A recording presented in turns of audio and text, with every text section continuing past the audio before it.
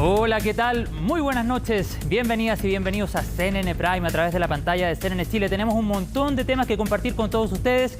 Comenzamos con los titulares. Les cuento que el presidente Gabriel Boric encabezó un consejo de gabinete donde el tema central fue la reforma previsional que se presentará la próxima semana. El Ejecutivo sostuvo que será una iniciativa moderada que aumentará las pensiones de los actuales y futuros jubilados. En la instancia se descartó la idea de la oposición de destinar el 6% de cotización adicional a las cuentas individuales porque, según la ministra del Trabajo, esto no permitiría aumentar las pensiones hasta en 40 años más. En otro tema, la diputada Carol Cariola se queda sin los votos necesarios para presidir la Cámara de Diputados. La Democracia Cristiana ya anunció que no respaldará el acuerdo administrativo sellado a inicios de este año y el Partido de la Gente realizará una consulta virtual para evaluar su decisión. La ministra vocera de Gobierno llamó a respetar la palabra empeñada.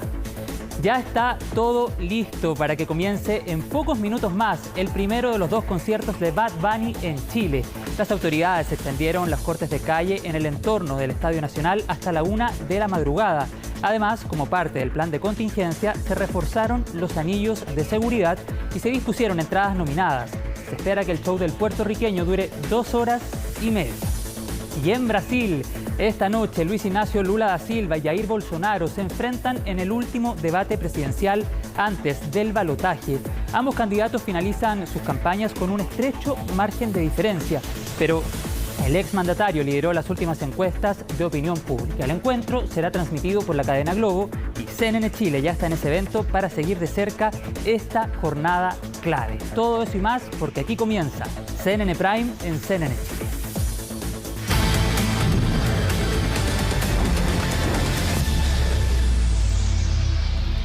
Y lo decíamos en los titulares, crece la expectación ante el último debate entre Jair Bolsonaro y Luis Ignacio Lula da Silva. Mónica Rincón con todos los detalles desde el lugar de la noticia. Mónica, ¿cómo estás? Muy buenas noches. Muy bien, Pablo, son momentos...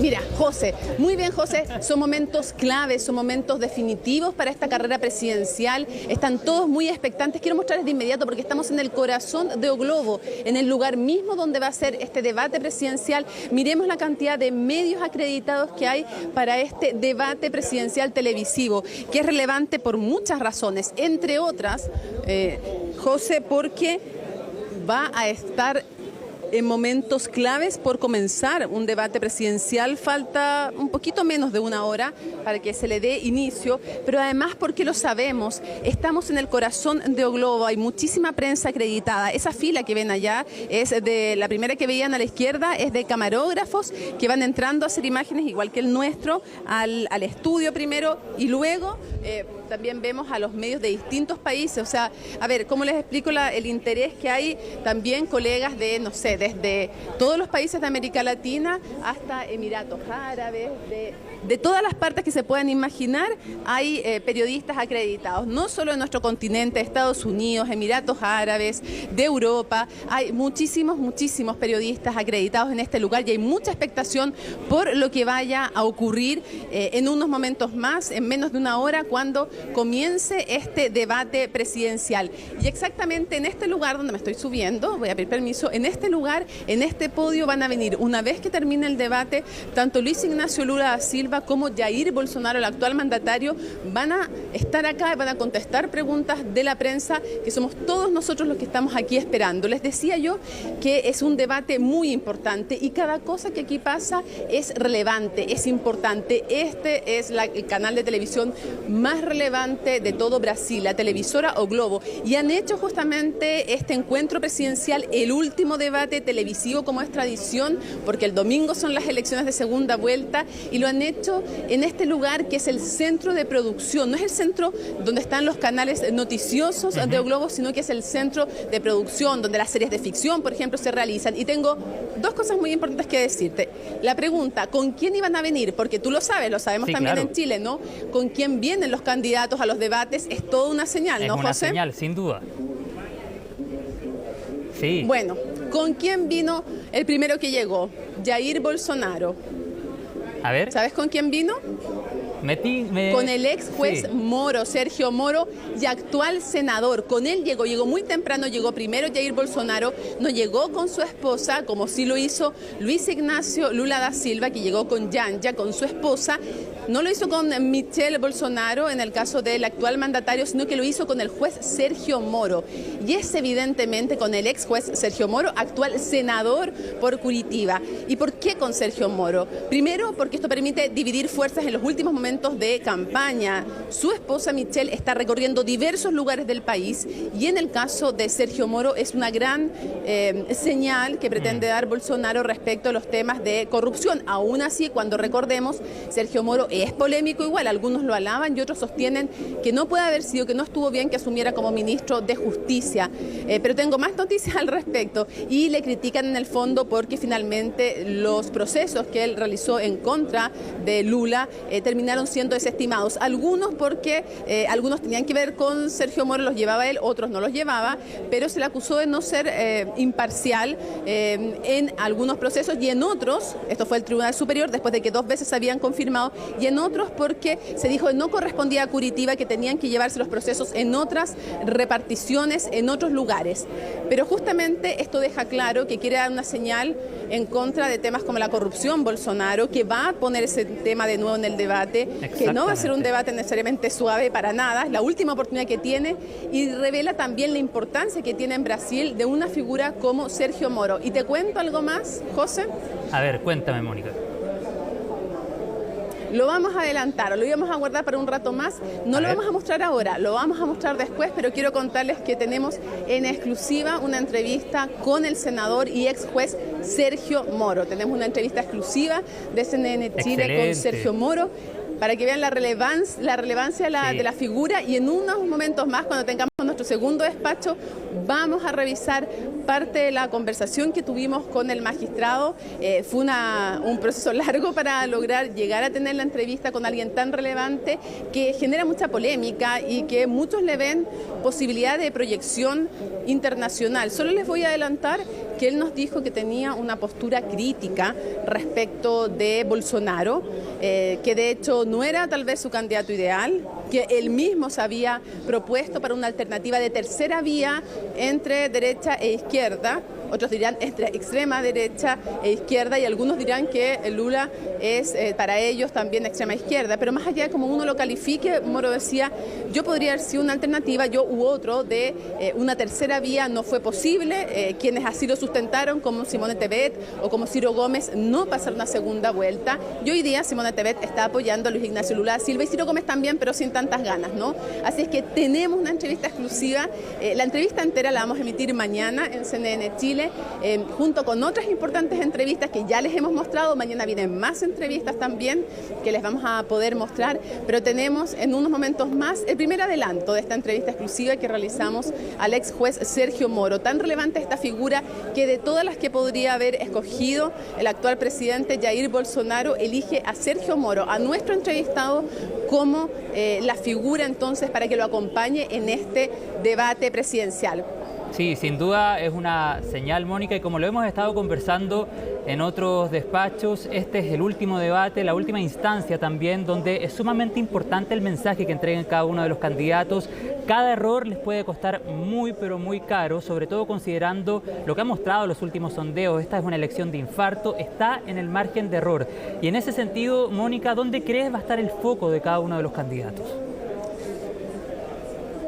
A ver, yo creo que lo que va a hacer Bolsonaro claramente, y si además consideramos esta señal de tener a Sergio Moro como su único acompañante, su acompañante principal, porque vienen con el equipo de asesores también y con otras personalidades, pero como el que se para al lado, en el caso de Lula fue su esposa, Yanja. En el caso de Bolsonaro fue Sergio Moro. Eso es una señal, evidentemente. Por lo tanto, creo que Bolsonaro va a tensionar el debate y va a poner el tema de la corrupción sin duda alguna. Me parece que eso es evidente que va va a ser así y probablemente va a tratar de sacarle lustre a cómo ha mejorado la economía en Brasil, aunque todavía no es lo que era, pero está recuperándose de la pospandemia. Entonces yo creo que esos van a ser sus puntos fuertes y apelar a que va a mantener las ayudas sociales. Por el lado de Lula, yo creo que Lula va sin duda alguna a comprometerse, a volver a repetir que tiene un compromiso con las ayudas sociales. Ambos candidatos dicen que las van a mantener en 600 reales, que son como por lo menos como 120.000 pesos, estoy aproximando, pero nadie dice, ninguno de los dos dice cómo se va a financiar en un país que tiene un tremendo déficit público, pero bueno, eso es tema aparte. Entonces creo que va también a asegurar aquello, ninguno va a dejar de asegurarlo y va a poner como la atención o el eje en el tema autoritarismo versus democracia, que se lo ha sacado a colación en los otros encuentros también, y que es importante porque él dice que aquí lo que está en riesgo es la democracia. Los partidarios de Lula son muy enfáticos en decir que haber cuestionado al Tribunal Electoral sin ninguna prueba, haber cuestionado a la Corte Suprema, haberla amenazado incluso con algo que amenazó, fíjate, Maduro en su momento, de ampliar los cupos de la Corte Suprema para disminuir el poder de los actuales magistrados y elevar el propio, porque básicamente es el presidente el que los nombra en conjunto con el Parlamento, pero en fin, aquello lo ponen como un ejemplo de autoritarismo, la forma en que se refiere a las personas, a las mujeres, a las minorías, son puntos que yo creo que va a poner la atención. Entonces el eje, creo que Bolsonaro lo va a tener en corrupción y creo que probablemente Lula va a apelar, respecto de Bolsonaro, va a apelar al tema autoritarismo versus democracia, y respecto a sí mismo va a hacer énfasis en la población evangélica. Sí. Bueno, y recordemos también que el manejo de la pandemia ha sido algo que se le ha cuestionado bastante al actual presidente Jair Bolsonaro, así es que también seguramente va a ser parte del debate, sobre todo pensando que la pandemia es un hecho reciente. Mónica, te quería preguntar, porque tú nos decías al inicio del despacho, ahí está el podio donde tras el debate van a ir los candidatos a responder preguntas de la prensa. ¿Hay alguna organización respecto a eso? ¿Se sabe, por ejemplo, cuántas preguntas va a aceptar cada candidato? ¿Estás ahí en la lista para poder hacer alguna pregunta, ya sea a Lula o a Bolsonaro? No, todavía no está cerrado aquello, y la verdad es que en general son los medios brasileños los que tienen más prioridad para poder hacer esas preguntas. Pero no me cabe duda que lo vas a intentar. Bueno. No, de que lo voy a intentar, lo voy a intentar. Sí, no me cabe duda. Muy bien. De que lo voy a miren, de hecho, miren dónde puse mis cosas. Miren, yo les voy a mostrar dónde puse. Aquí está el podio. Veamos. ¿Ya? Aquí está el podio, miren dónde puse mis cosas. Estoy aquí. Aseguradísima, muy bien, aquí Mónica. Aquí está mi mochila, mis cositas.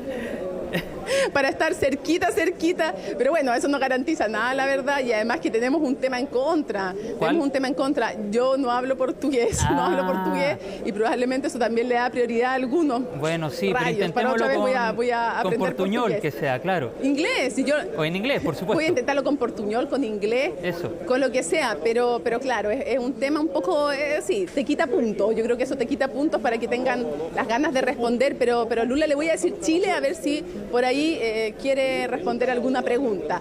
Pero en fin, tenemos esa entrevista que te decía yo de Sergio Moro. De todas maneras vamos a intentar aquello, pero la verdad es que sí, tienen prioridad los medios nacionales, y tiene lógica por varias cosas. Tiene lógica, entre otras, porque están jugándose una campaña súper ajustada y le quieren hablar a su público interno mucho más que al público del extranjero. Así que se entiende también, evidentemente, que en esta previa, porque recordemos que estamos en los estudios, estamos dentro de los estudios de O Globo esperando este debate presidencial, mientras siguen haciendo análisis previo, como lo hacemos en los debates, por ejemplo, en CNN Chile, en los debates presidenciales. Claro. Hay también análisis previo, hay recepción a los candidatos con preguntas, cada uno ha hecho una especie de statement o declaración inicial, y cada uno ha mostrado también, porque ese es un momento muy destacado, igual que en nuestros debates de CNN Chile, es muy importante el momento previo en que están y reciben a los candidatos, con quiénes van, cómo se presentan.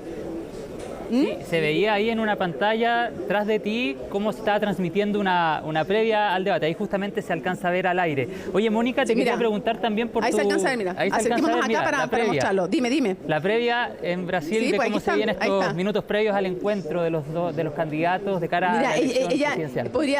A ver, ¿qué? Sí, podría ser, digo yo, como el Seba y Bogoich, podría ser la Mati también, claro, podría, por ejemplo, o tú mismo también ahí en la previa, o yo también ahí en la previa. ¿Por qué no? Podríamos estar ahí nosotros, podríamos ser nosotros los que estamos ahí. Sí, bueno, se nos vienen más elecciones acá, así que probablemente vamos a tener más debates también en el canal. Mónica, tengo entendido que has reporteado con ciudadanos, ciudadanas brasileras, pero sí, también has conocido a chilenos y chilenas que están en Brasil. Cuéntame de qué se trata. Sí, te quiero contar porque lo primero que quiero destacar, porque siempre esto, la televisión, es trabajo en equipo completamente. Es cierto, fuimos reporteando y produciendo desde Chile, también conociendo acá, pero también trabajando desde Chile para buscar historias que le hicieran sentido a ustedes y que les hicieran tomar el pulso de por qué esto es relevante, por qué a los chilenos nos tiene que importar. Este es un gigante sudamericano, es un país con 8 millones de kilómetros cuadrados, Europa tiene 10 millones de kilómetros cuadrados, o sea, es, como dicen acá, un continente más que un país solamente, ¿no? Y nos importa porque es la economía número 12 o 13 según el Producto Interno Bruto. Antes fue y llegó a ser la sexta, llegó a ser parte de esta organización como las BRICS, ¿no? Como las BRICS, por ejemplo, que era Brasil, India, China también y Sudáfrica. O sea, tiene un liderazgo muy importante. Cuando está bien ayuda, y siempre cuando no está tan bien, pero cuando está presente en los temas, Brasil ayuda a que la voz de América Latina pese mucho más. Y claro, sí, tienen ahora una política más volcada a Estados Unidos, menos volcada a América Latina, que es algo que promete Luis Ignacio Lula da Silva, mientras les sigo mostrando lo que está ocurriendo, y para alejarme un poquito del parlante que lo tenía en mi oreja, ha prometido cambiar. Entonces es evidente que es importante para los chilenos, para las chilenas, para los que vivimos allá y para los que han decidido venir para acá y hacer su vida acá en Brasil. Y conocimos 3 historias, pero como yo les decía, esto es trabajo siempre en equipo, esto no se hace solo, siempre trabajamos todos juntos. Jorge, por ejemplo, ahora en la cámara, y también destaco el trabajo de todo el equipo que está allá recibiendo el material y ayudando, y en este caso de Laura Soto, porque ella armó esta nota. Trabajamos también junto a las historias. Son 3 historias. Hay un chileno que está a favor de Luis Ignacio Lula da Silva, que se dedica a hacer clases de teatro, que dedica en el fondo su vida a trabajar en reuniones comunitarias, en trabajos de base. Hay una chilena que es jubilada de la Armada, que es partidaria de Bolsonaro, que encontró el amor aquí en Brasil y se vino a Brasil, que se llama Evelyn. Todos grandes personas, y tenemos además 2 gemelos, pero son solo gemelos físicos, hijos de madre chilena, porque después en la política no se parecen en nada, solamente todos se parecen en que son de corazón chilenos o de nacionalidad chileno, y que les importa mucho lo que pase en esta elección tan trascendental para Brasil, para Chile, para América Latina y para el mundo. Veamos entonces la nota que trabajamos y que hizo Laura Soto. ¿Quién es quién? Yo soy Eduardo. Mauricio. Mi nombre es María Evelina Donoso Borges. Para Tolofe, para todo el mundo. Todos ellos tienen 2 cosas en común. Los 4 viven en Río de Janeiro y además de eso son chilenos. En lo político, sin embargo, sus visiones son distintas. Le consultamos a cada uno de ellos qué opina sobre el ambiente electoral en Brasil a solo horas para el balotaje de este domingo, en el que Lula da Silva y Jair Bolsonaro disputarán el sillón presidencial. Yo veo su WhatsApp y me confundo, son igual. Estamos acostumbrados con eso ya. Como ya se habrán dado cuenta, Mauricio y Eduardo Azagra son gemelos, de padre brasileño y madre chilena. La primera vez que visitaron nuestro país fue a los 5 años. Pero después, nunca fuimos juntos a Chile. Siempre íbamos separados. Yo iba con amigos para quedar en verano. No quedamos juntos. Nos quedamos en verano en Pucón y él no. Yo no sé dónde él estaba. Siempre que voy a Chile me hacen broma porque mis amigos allá, tengo muchos amigos en Chile y primos, qué sé yo. Y me dicen, oye Dudu, tú tienes un castellano antiguo, porque yo hablo super choro, macay, y cuestiones... Macanudo. Macanudo. Eso ya no está, no se usa. Ambos están entre las 156 millones de personas que están habilitadas para votar en el país y ya tienen una definición. A ver, ¿tú votas Bolsonaro? Sí, es una polarización. ¿Y tú? Detesto Bolsonaro y detesto Lula. Pero, ¿Cómo entonces? Pero ustedes son como el país. Exactamente. Pero no peleamos por eso. Por ahora sus gustos políticos no les generan roces, pero no así con sus amigos. Yo creo que está así, primero súper dividido. Tengo amigos, raro porque tengo amigos que no están hablando unos con los otros, que están peleando por la cuestión de la política. Peleados entre amigos. Sí, peleando entre amigos, porque uno apoya al Bolsonaro, otro es Lula. Un fiel reflejo de la polarización que se vive en el país a horas de que se desarrollen estas elecciones, en las que la mayoría de los últimos sondeos prevén una distancia de apenas 6 puntos de diferencia entre ambos candidatos, con Lula a la cabeza. Pero lo que pienso yo, que muchos están del lado de Lula, no porque quieren Lula, que sí, porque no quieren Bolsonaro. ¿Entiendes? También pasa mucho eso. Y al revés también, ¿no? Sí, claro. Sí, al revés también. Yo voto por Bolsonaro solo porque a mí me cae mal Lula. Cuéntame, en esta elección, ¿a quién apoyas tú? Total a Bolsonaro, totalmente.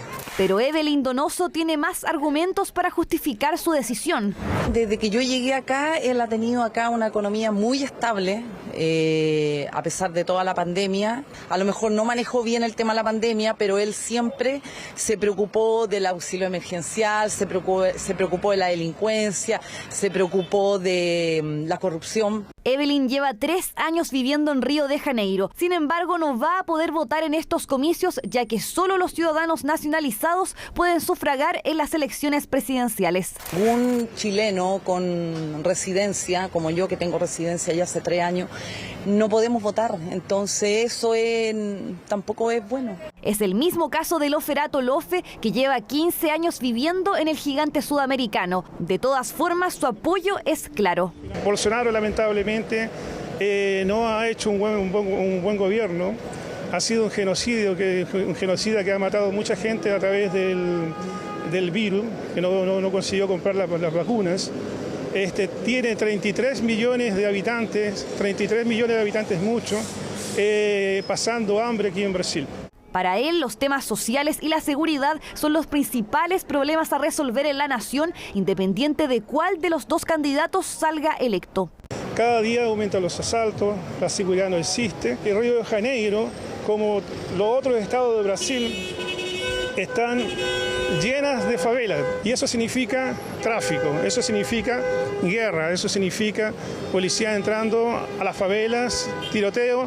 Chilenos que directa o indirectamente serán testigos de la elección más polarizada del país que los acogió. Ahí está entonces historias de chilenos que nos dan cuenta de lo importante, José, que es esta elección para todos, que nos hacen además sentido respecto de los temas también y que además nos hacen tal vez una advertencia, creo yo. Probablemente no estamos todavía al nivel de Brasil, otros dirán que sí lo estamos, pero que hay polarización en Chile también la hay. Yo creo, pero de lo que he reportado acá, que es mucho más fuerte acá que en Chile, y yo creo que es una llamada de advertencia también lo que conversamos con los chilenos y las chilenas, y por eso quisimos hacerlo también, el llamado de lo que decía Dudu, de lo que decía Polito, le dicen a él también, a Mauricio y a Eduardo, el llamado a preservar la democracia, sí, pero también la convivencia ciudadana, sana, respetuosa, que haya un debate importante, fuerte, de ideas, pero de ideas, no llegar al fango, no llegar a quebrar la convivencia, que es algo que nos muestra Brasil.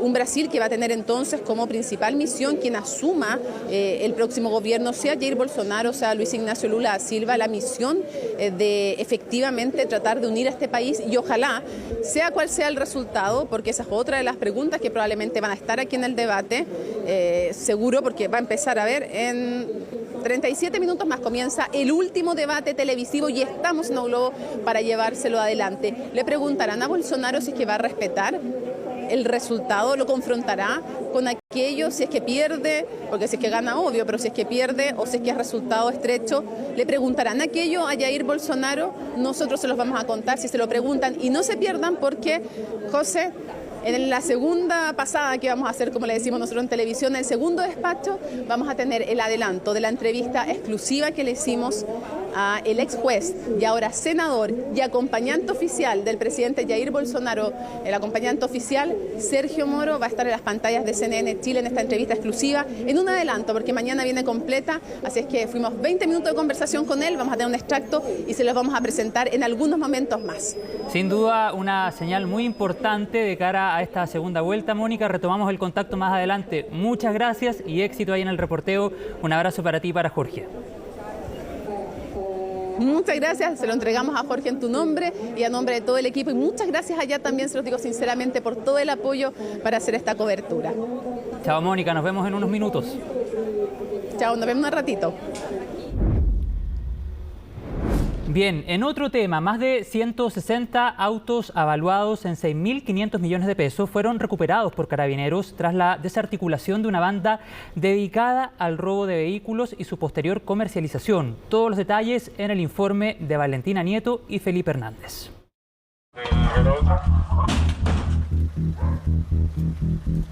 Ya, por hermano mío, avísame, por hermano. Las venía a buscar acá, hermano, las tengo bajo techo, hermano, en casa.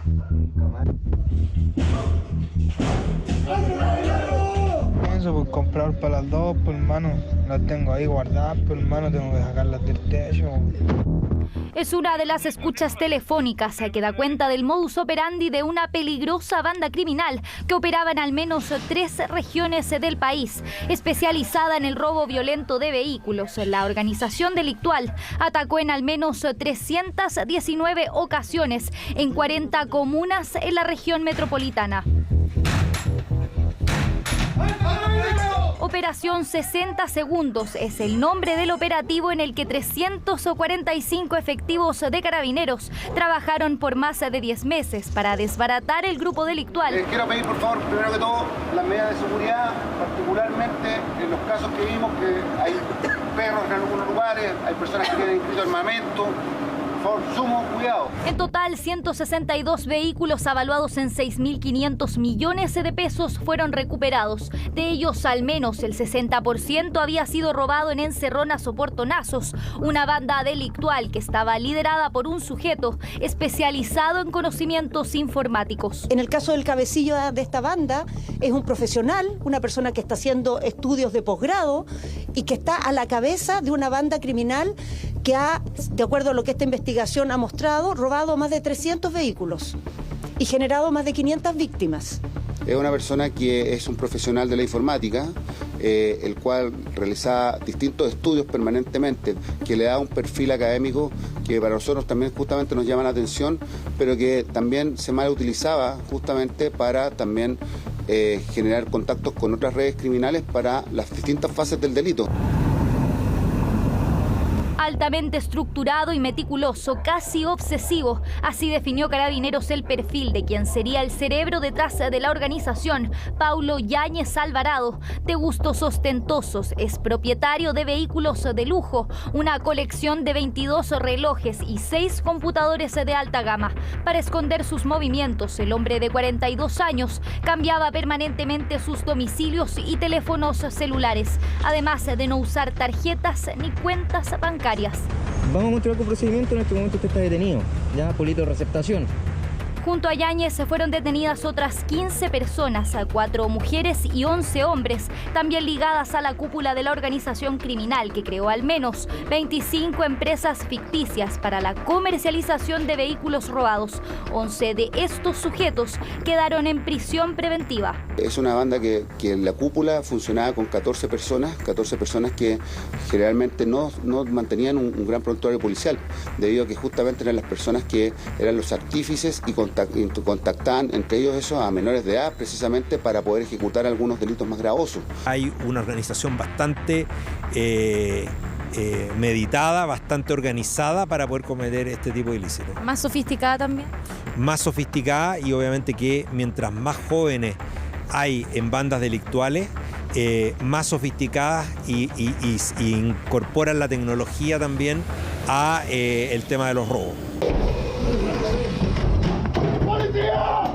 Bandas criminales cada vez más sofisticadas. También este viernes, la Brigada Investigadora contra el Crimen Organizado de la PDI desbarató una banda delictual dedicada al clonaje de vehículos robados en la región metropolitana y que posteriormente eran vendidos en la región de O'Higgins. Tras 4 meses de investigación, 6 personas fueron detenidas y 6 vehículos recuperados. Podemos observar a nivel fenomenológico una distribución horizontal de funciones, donde cada uno de ellos oficia como gestor e intermediario, dejando en claro que los receptadores o últimos destinatarios también formaban parte de la agrupación para hacer el encargo oportuno de cierto tipo de vehículos. Esfuerzos de las autoridades por desbaratar el crimen organizado en el país y que mantienen la percepción de inseguridad de la ciudadanía en los niveles más altos en los últimos 22 años. Cuando el presidente de la República nos pide que la seguridad sea una solución de Estado, es justamente lo que vemos acá. Distintas instituciones al servicio de operativizar y poner todos los recursos a disposición, porque aquí también estamos sacando de circulación armas de fuego, falsificación de dinero e inhibidores de señal que permiten silenciosamente robar vehículos. En las últimas 2 semanas hemos tenido varios golpes investigativos importantes de bandas de distinto tipo: robo de auto, robo de madera, droga. Realmente se ha dado el clavo de dónde está la criminalidad y dónde está el temor de las personas. En ambos ámbitos necesitamos avanzar. Seguridad que continúa siendo una de las principales preocupaciones del gobierno y por la cual seguirán trabajando para desarticular una criminalidad cada vez más sofisticada y violenta. Y tras el Consejo de Gabinete de hoy, el gobierno entregó detalles de la reforma de pensiones que se presentará la próxima semana. A esta hora, Josefina de la Fuente con toda la información. Josefina, buenas noches. Hola, ¿cómo estás, José? Muy buenas noches. Pasadas las 8:30 de la mañana aproximadamente comenzó este Consejo de Gabinete aquí en el Palacio de la Moneda. Lo abrió el presidente de la República, Gabriel Boric, diciendo que entraban a un momento muy importante porque se va a presentar en los próximos días la reforma previsional, una de las promesas más importantes de campaña del presidente Gabriel Boric. Se le va a dar a conocer a la ciudadanía la próxima semana. Eso fue lo que dijeron desde el Ejecutivo en una vocería después de este Consejo de Gabinete. Dijo la ministra del Interior, Carolina Toá, que espera que la tercera sea la vencida, en alusión a otros fallidos proyectos de reforma previsional que nunca terminaron de tramitarse ni ver la luz. Pasemos a escuchar lo que dijo la ministra del Interior respecto a este compromiso de gobierno que se va a materializar en los próximos días. Esta es una reunión de trabajo habitual del equipo del presidente Gabriel Boric. Y en el día de hoy hemos tenido el foco central de nuestro trabajo, el examen de la reforma previsional. Estamos muy convencidos que esta reforma va a significar para la ciudadanía una respuesta a un anhelo largamente perseguido, de tener un sistema previsional que dé respuesta al deseo de vivir tranquilos en la vejez. Queremos que se aplique la idea de la tercera es la vencida, que esta sea la reforma que definitivamente desbloquee un debate tan largo tiempo arrastrado. Y desde el Ejecutivo han hecho un llamado a la oposición a recibir esta reforma previsional con amplitud, a no poner líneas rojas antes de conocer cada uno de los detalles, sobre todo considerando que desde la oposición han puesto reparos. Algunos han acusado que ha habido poco diálogo en torno a esta reforma previsional y varios otros cuestionan el destino de este 6% de cotización extra que iría a un fondo común, a un fondo de ahorro colectivo, y que desde la oposición piden que se destine completamente a las cuentas de los trabajadores, a las cuentas individuales. Eso seguramente va a ser parte protagonista de la discusión que se va a dar en el Congreso Nacional una vez que ingrese la reforma. Desde el gobierno también han dicho que esta es una reforma moderada según su punto de vista y que establece un sistema mixto que tiene el aporte del Estado, un perfeccionamiento también de la pensión garantizada universal, aporte de los empleadores y, por cierto, también aporte de los trabajadores. Escuchemos lo que dijo y lo que explicó el ministro de Hacienda, Mario Marcel. Está compuesto de distintos pilares que complementan el aporte del Estado, un beneficio básico con los ahorros de los trabajadores y con un mecanismo de seguridad social, y sobre todo que es un sistema que va a beneficiar a todos los pensionados, a los pensionados actuales y los pensionados futuros. Ningún trabajador o trabajadora va a quedar peor con esta reforma, al contrario, todos van a mejorar, algunos por supuesto en proporción mayor, dado que son los sectores que están más postergados, especialmente las mujeres, pero en definitiva todos los trabajadores y trabajadoras tienen algo que ganar con esta reforma previsional. Y como yo te decía, desde la oposición también se han mostrado un poco reticentes a esta reforma previsional por distintos puntos. Te diría que lo central tiene que ver con el destino, como te mencionaba, de este 6% de cotización extra con cargo al empleador. También han pedido que se ponga, que se manifieste explícitamente que los fondos de pensiones actuales y futuros son inexpropiables, y han planteado a su vez poder separar la tramitación de la PGU del proyecto de la reforma previsional. Una PGU que según el Ejecutivo debería aumentar a 250.000 pesos, todo encadenado también con la tramitación de la reforma tributaria que ahora está en el Congreso Nacional. Escuchemos los principales reparos que han hecho llegar parlamentarios de la oposición. Ministra Vallejo, no trate de instalar titulares engañosos. Ustedes buscan quitarle la propiedad de los fondos previsionales a los trabajadores y que el Estado se haga cargo de los mismos. No sé cuál de las dos opciones es más peligrosa. Los ahorros son de los trabajadores y la libertad de elegir no se transa. Mire, a mí me resulta un poco decepcionante que el gobierno insista en algunas ideas como, por ejemplo, el reparto, ¿cierto?, de este 6% de cotización adicional pagado con erario del empleador, considerando que los sistemas de reparto a nivel internacional son sistemas absolutamente fracasados y que los trabajadores en su mayoría insisten en que esos recursos sean propios y que vayan directamente a su cuenta individual. Tenemos una diferencia también porque este 6% de cotización previsional extra se transforma finalmente en un impuesto al trabajo si es que no es en beneficio del trabajador directamente. Todavía hay una serie de detalles que se tienen que dar a conocer en los próximos días. Desde el Ejecutivo, en todo caso, han dicho que han hecho un trabajo prelegislativo y en ese sentido varios parlamentarios de distintos sectores ya cuentan con adelantos respecto a lo que contiene esta reforma previsional. Parte de los objetivos del gobierno, por ejemplo, es hacer una separación entre la administración de los fondos de pensiones y la gestión de los fondos de pensiones. Además, la misma ministra vocera de gobierno, Camila Vallejo, dijo que este 6% de cotización extra operaría como una especie de seguro y que el sistema de las AFP, tal como se conoce ahora, no seguiría, sino que habrían cambios sustantivos en el modelo en general. Escuchemos también la respuesta que entregan desde el Ministerio del Trabajo a las críticas ya planteadas desde la oposición respecto al destino de este 6% de cotizaciones. Una línea roja como la solución que se ha propuesto en torno a que el 6% vaya a capitalización individual por la mecánica que ha tenido y que tiene el sistema de AFP, significaría que en realidad las pensiones van a subir en 40 años más. Un país que requiere mayor cohesión social, más justicia y un ingreso más seguro para las personas mayores, no puede darse el lujo de esperar 40 años para que las pensiones suban. De ahí la necesidad urgente, casi impostergable, de poder ponernos de acuerdo en una reforma.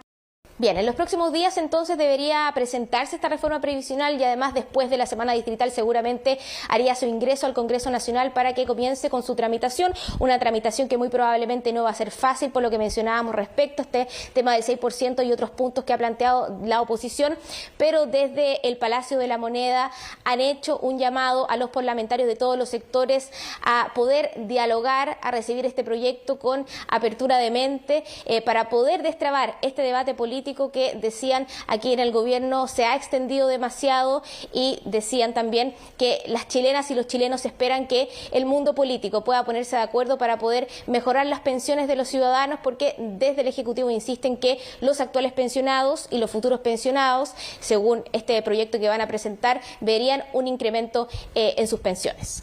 Muchas gracias, Josefina. Quedamos muy atentos a esta discusión. Que estés bien. Buenas noches.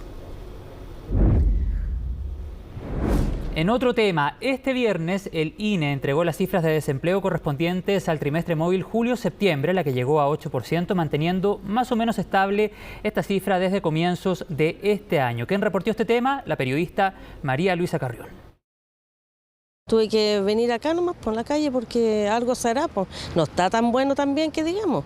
Hay días en los que se va con las manos vacías, días en los que gana algo. Quedó cesante en medio de la pandemia, intentó buscar otro trabajo, pero nada, no tuvo otra opción. Como todo un transformarse a otra vida, porque a mí no me gustaba salir a la calle en realidad. Pues. O sea, era como que, igual como que a uno la denigra un poco. No es por hablar mal de las personas que hablan en la calle, pero igual no es un paso fácil.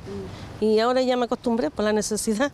Y la misma preocupación ahora la lleva a cambiarse de rubro y buscar un empleo como trabajadora de casa particular. Precisamente uno de los rubros que ha contribuido a la expansión de la población ocupada después de la minería y antes de la industria manufacturera. Los hogares como empleadores han influido en este ascenso. En tanto, según las últimas cifras dadas a conocer por el INE, la desocupación a nivel nacional en el trimestre julio-septiembre llegó a un 8%. Para todos los efectos prácticos, la tasa de desocupación en Chile se ha mantenido estable. Es de 8%, en los tres trimestres móviles anteriores fue de 7,9%. En el acumulado en 12 meses tenemos un nivel de empleo superior en alrededor de 500.000 empleos. Y si bien en estos meses se va estancando la generación de empleos nuevos, creo que estamos muy lejos de la catástrofe que muchos analistas han estado anticipando. Es que si comparamos a 12 meses hay un descenso de 0,4 puntos porcentuales en la desocupación en el país.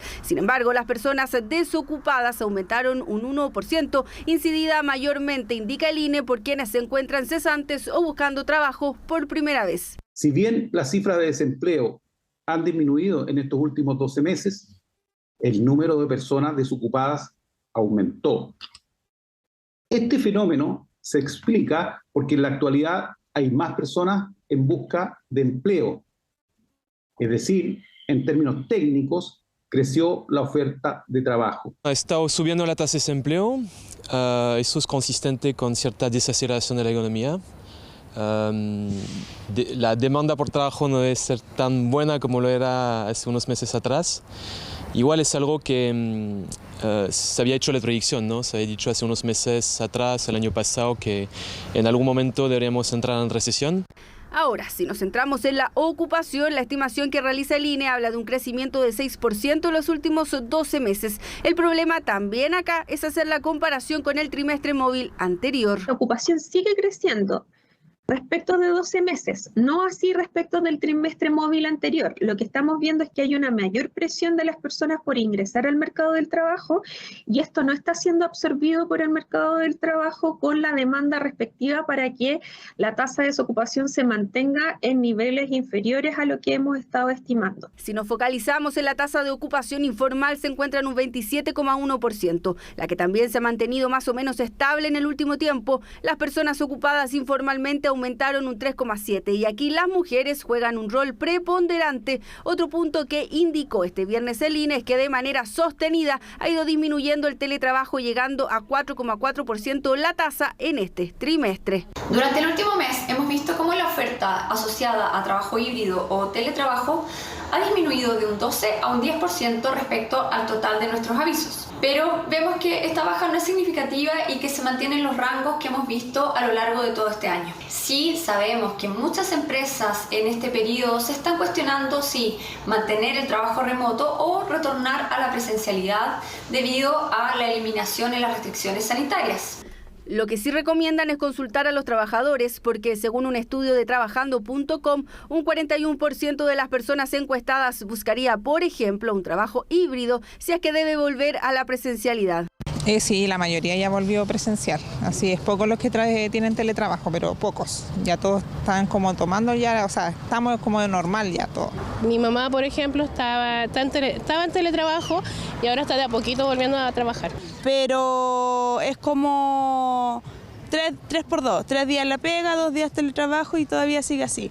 Últimas cifras de empleo y desempleo en nuestro país que confirman que se ha estancado la generación de nuevos trabajos. Desde el principio de año la tasa de desocupación ha estado por sobre el 7,7%. Bien, y hace casi un mes que el pase de movilidad ya no es necesario, los aforos no tienen ningún tipo de restricción y las mascarillas no son obligatorias en la mayoría de los espacios, decisión a la que se le ha atribuido el aumento de contagios de distintas enfermedades respiratorias. Sin embargo, las camas críticas continúan con una tendencia baja o que mantiene el buen escenario sanitario. Todos los detalles en la nota de Ángela Rayman. La curva epidemiológica del coronavirus ha registrado cerca de un 40% de incremento en las últimas semanas y la influenza ha marcado un aumento de más de un 400% desde el mes de septiembre, situación en que se replica en otras enfermedades respiratorias. Escenario que sería resultado de las fiestas patrias y la flexibilización de las normas sanitarias, lo que ha motivado a algunos expertos a sugerir volver al uso de la mascarilla de forma obligatoria, al menos en el transporte público. Efectivamente hay una relación directa entre haber dejado las mascarillas, el uso de estas mascarillas y haber relajado la indicación de aforos en espacios cerrados con el aumento de casos tanto de COVID como también de otros virus respiratorios. En el transporte público, con la cercanía entre las personas, debería ser obligatorio, porque en realidad la recomendación no es suficiente y la mayor parte de las personas no lo está usando. Ante esta situación, la ciudadanía tiene opiniones distintas. El contagio está aumentando y no sabemos qué va a pasar, así que para prevenir hay que usarlo. ¿Pero debería ser obligatorio? Debería ser obligatorio si empieza a subir el contagio. Todavía estamos en emergencia sanitaria, así que debería mantenerse. Sobre el transporte público, a modo personal, yo uso mascarilla. ¿Pero debería ser obligatorio? No, ¿por qué? Porque al final de cuentas la gente se aburrió de que obligación, no obligación. Creo que, bueno, eso no lo regula un Estado o lo que sea, sino más que todo la conciencia colectiva. O sea, yo como estoy igual inoculado, tengo todas mis vacunas y eso, estoy un poco confiado con la situación. Los que no pueden también sentirse a gusto usando la mascarilla. Y es esa la postura de las autoridades. De momento, el uso de la mascarilla en espacios cerrados, poco ventilados y con aglomeraciones continúa siendo una sugerencia. Consejo que, según explican, está en constante análisis, donde no se descarta retroceder a mayores restricciones. Por supuesto que se puede ir evaluando, pero hasta el momento y las proyecciones que se han establecido no nos tienen en esos términos. No estamos viendo que esa sea una realidad, por lo menos al corto plazo. También hay que ser suficientemente claro en señalar de que el uso de las mascarillas ocasional y en estas situaciones, aunque sea obligatorio, no nos va a ayudar a disminuir la circulación viral, ya que el relajamiento de las medidas de aforo y otras medidas donde no hemos logrado controlar la circulación viral son la verdadera razón de por qué hay tanta circulación. Pero la determinación de las autoridades ante la continua flexibilización de las medidas sanitarias se debe a que el aumento de los contagios de enfermedades respiratorias no es reflejo de la realidad en unidades de cuidados intensivos, situación atribuida a la alta vacunación. Hoy día los problemas de salud son otros. Es muy distinto el planteamiento que tenemos hoy al que tuvimos al inicio de la pandemia. 2 años y un par de meses nos han ayudado a aprender mucho sobre esta enfermedad y con ello hemos tenido una diferencia radical en el manejo clínico. Digamos hoy que los médicos clínicos tenemos diferencia con los médicos teóricos. Sabemos que esto se debe a la amplia campaña de vacunación que hemos tenido durante estos últimos 2 años y por supuesto también a que Omicron afortunadamente es una cepa que no es tan agresiva desde el punto de vista de generar más gravedad. Según datos del Ministerio de Salud, actualmente solo un 6% de las camas UCI son utilizadas por un paciente crítico por causa del coronavirus. Una realidad que se ha mantenido por más de un mes y que ha cambiado bastante desde el mes de marzo, cuando un 39% de la ocupación era de personas graves y con infecciones atribuidas a la pandemia. Es importante tenerlo muy claro, no solamente son los casos los que tenemos que estar mirando, pero es mucho más importante incluso mirar el impacto sanitario que tenemos. Es esperable que en las próximas semanas quizás tengamos un aumento importante de casos, pero que mantengamos a un sistema sanitario que pueda dar respuesta, que las personas puedan seguir cuidándose y que puedan tener la opción de cuidarse y de cuidar al resto, por ejemplo, con la vacunación. Creo que lo importante es estar atento a cómo se comporta la red asistencial, las hospitalizaciones, ingreso a UCI, mortalidad, mantener la percepción de riesgo, recordar que seguimos en pandemia. Ante el fin de semana largo, las autoridades y expertos han llamado a mantener las normas de cuidado sanitario mientras el espacio y ventilación así lo requiera,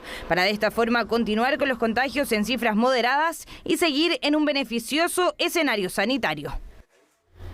Bueno, y ante el descuelgue de la democracia cristiana y algunos parlamentarios del Partido de la Gente, la posibilidad de que la diputada comunista Carol Cariola presida la Cámara se ve cada vez más lejana.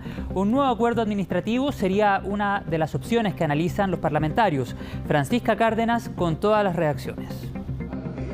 Cada vez más lejos de la testera de la Cámara parece estar la diputada comunista Carol Cariola. Es que finalmente la DC confirmó que no entregarán sus votos a la parlamentaria, mientras que el Partido de la Gente aún define su postura como bancada. Que no están los votos de esta bancada para apoyar a algún militante del PC en la testera de la Cámara de Diputados. Mientras no haya cambio, la bancada se mantiene en su posición. Para nosotros es muy importante escuchar a nuestras bases. Por eso haremos democracia digital, tratando de llegar a la mayoría de nuestros adherentes y así poder tomar la mejor decisión. Quiero aclarar que esto no se adoptó de una visión de bancada. Fue sugerido, lo conversamos, pero no fue resuelto de esta forma. Sin estos votos, Cariola no tendría el apoyo necesario para asumir la presidencia. Desde el Partido Comunista calificaron la decisión como un chantaje y en Aprobodignidad como simplemente anticomunismo. Que la palabra empeñada es un valor importante para las personas y sobre todo para la sociedad chilena, y también con todas las bancadas que no pretendan imponernos ni chantajes ni vetos de ninguna forma. Yo creo que no tiene sentido en pleno siglo XXI estar actuando con una lógica anticomunista.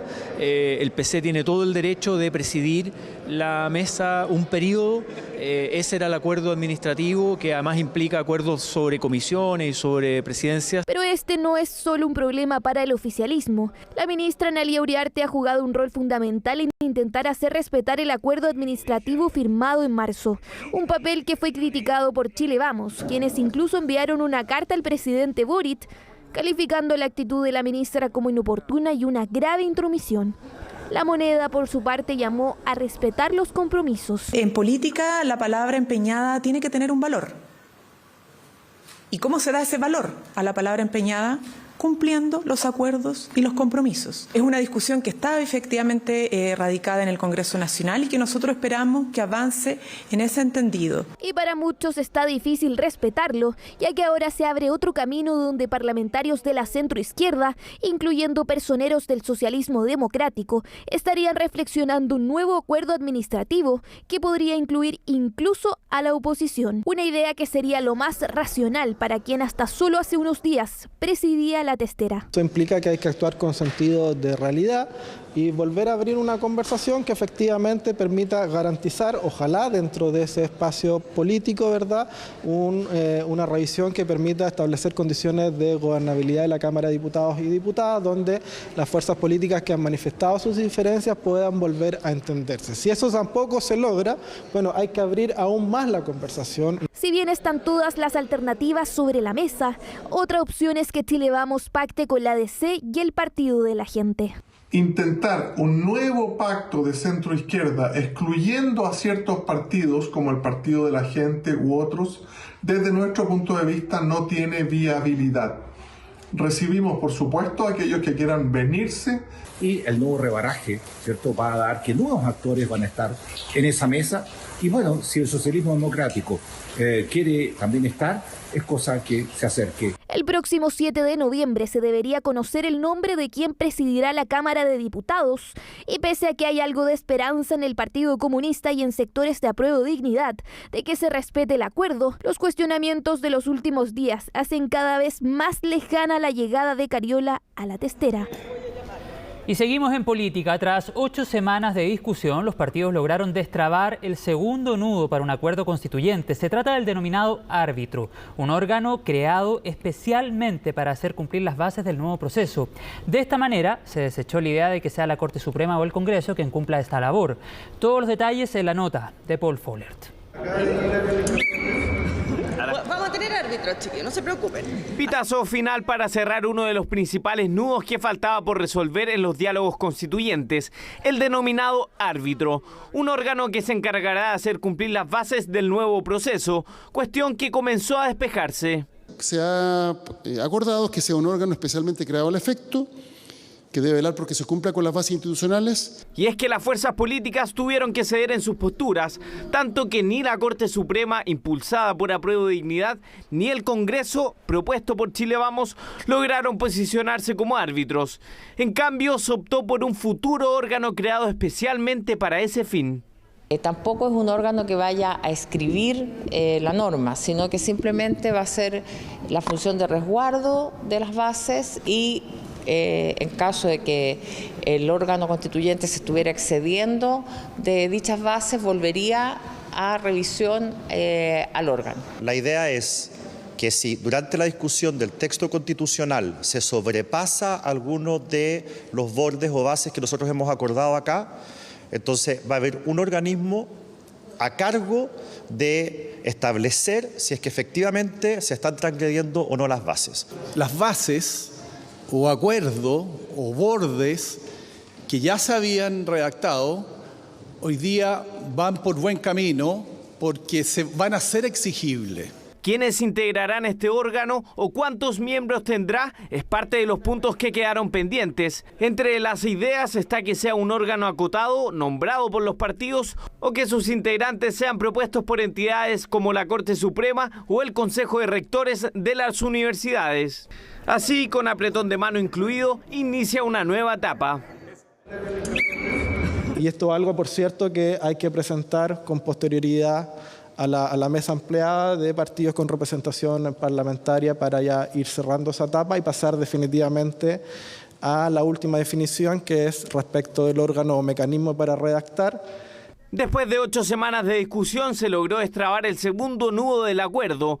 Con bases constitucionales zanjadas y un árbitro que asegura el cumplimiento de ellas, ahora los esfuerzos se concentran en definir el mecanismo. Y eso da paso efectivamente a poder avanzar en el mecanismo como también en el rol de expertos, que es otra seguridad y resguardo que la ciudadanía nos pide a quienes estamos conduciendo esta nueva etapa del proceso constituyente. Todas las fuerzas, desde que fueron zanjadas hace bastantes días, las bases constitucionales deberían estar disponibles para un órgano 100% electo. Las fuerzas políticas se tomarán el fin de semana largo para avanzar en propuestas comunes y llegar hacia las reuniones de la próxima semana con posturas más claras sobre cómo y quiénes redactarán la nueva Constitución. 9 de la noche con 25 minutos nos acompaña Mario Arriagada, editor del área internacional. ¿Cómo estás, Mario? Buenas noches. ¿Cómo te va, José? Bueno, expectante acá a que ocurra este último debate presidencial, último cara a cara entre Jair Bolsonaro y Lula da Silva. Esperemos que ahora haya más propuestas, porque la última vez fue, de verdad, ataques y ataques cruzados, nada de propuestas. Vamos a quedar muy atentos, pero bueno, vamos a volver a Brasil, a Río de Janeiro. Ahí está nuestra compañera Mónica Rincón, la vemos acá en la pantalla de nuestro estudio. Mónica, a minutos de que comience el último encuentro, el último debate antes de la segunda vuelta. ¿Cómo estás, Mónica? Muy bien, estoy mirando las pantallas laterales. Estamos aquí en el corazón de O Globo.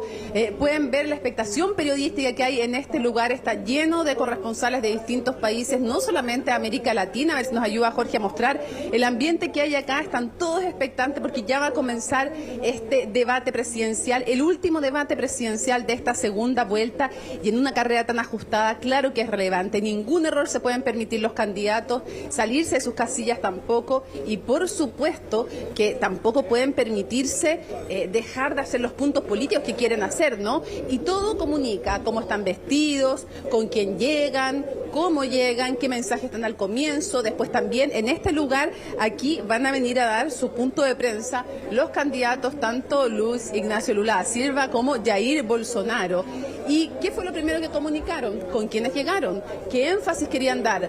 Lula, que llegó segundo, lo hizo con Janja, su esposa, y aquí tengo además, quiero recordar quiénes fueron los que acompañaron a cada uno de ellos. Lula estaba con su esposa Janja, estaba además con una mujer que es muy relevante, con Jaycee Hoffman. Ella es la presidenta del Partido de los Trabajadores. Dos mujeres entonces lo acompañaron y está dando un mensaje también al ir con su esposa de familia, de hombre tranquilo, y al estar con él, los Partidos de Trabajadores, con la presidenta, pero mujer, también está dando una señal de nuevo a este electorado femenino que le es mucho más afín que a Bolsonaro, que tiene otros bolsones de votos mucho más importantes para él, pero que ha tratado de penetrar a través de su esposa con una campaña por todo el país, con mitines específicamente dedicados a las mujeres. Tanto es así que ella sigue haciendo campaña, y no es ella quien acompaña a Bolsonaro, a Jair Bolsonaro, el actual presidente de Brasil, sino que es el juez Sergio Moro. Eso también comunica, quiere decir que el tema tema de la corrupción de nuevo,